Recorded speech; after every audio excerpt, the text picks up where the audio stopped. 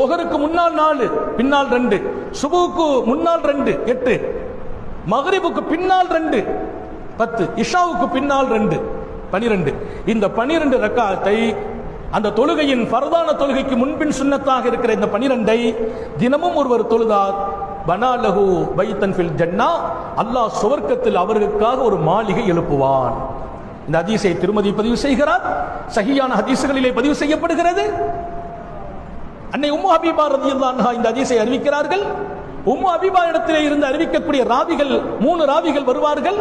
உம்மு ஹபீபா சொன்னாங்க, இந்த ஹதீஸை நபிட்ட என்னைக்கு நான் கேட்டேனோ மா தரக்துஹுன்னா, அந்த 12 ரக்காத்தை மௌத் வரைக்கும் நான் விட்டதில்லை.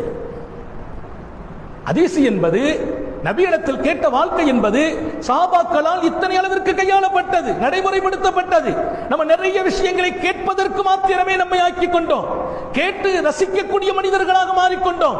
அதுதான் ஒரு பெரிய ஆபத்தானது.